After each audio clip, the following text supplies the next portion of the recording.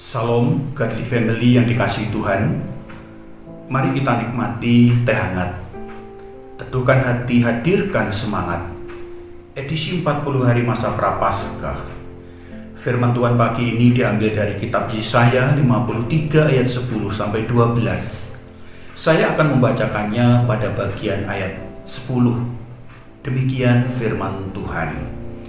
Tetapi Tuhan berkehendak meremukkan dia dengan kesakitan.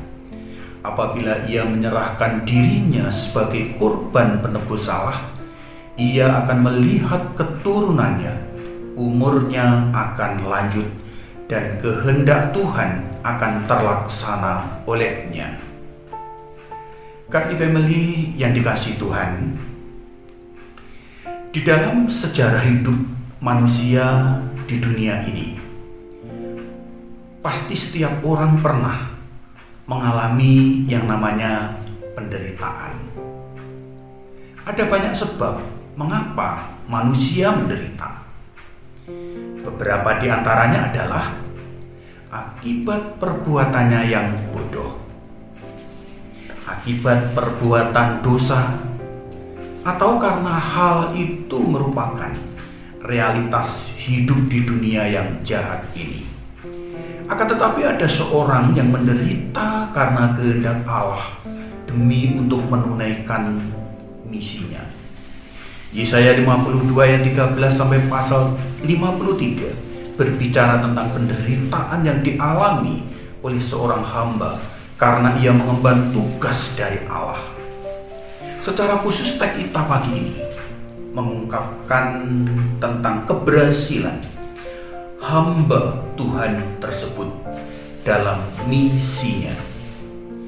Kematiannya tidak sia-sia karena merupakan kurban penebus salah di hadapan Allah. Kematiannya berdampak memerdekakan para tawanan dosa. Ia bangkit kembali bagaikan pahlawan yang menang perang, sehingga ia berhak menerima jarahan, yaitu para musuh. Siapakah sesungguhnya hamba Allah ini yang telah menderita sengsara, bahkan mati demi menyelamatkan umat yang dikasihi Allah, dan bangkit mengalahkan kuasa dosa secara tuntas?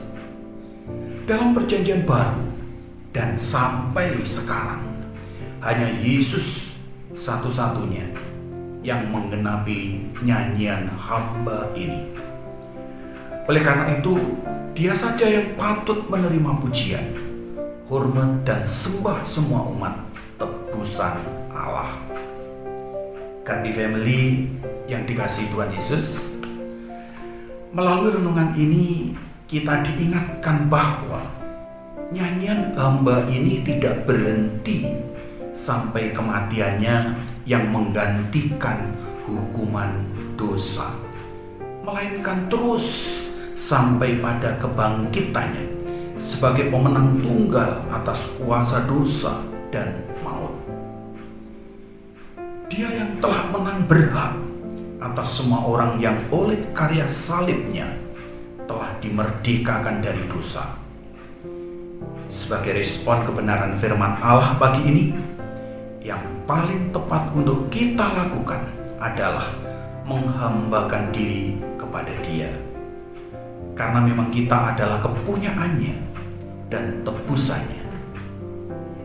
Akui karya salibnya atas hidup kita, dan hiduplah sebagai kesaksian akan kuasa dan kasih-Nya yang besar. Mari saudaraku, kita berdoa.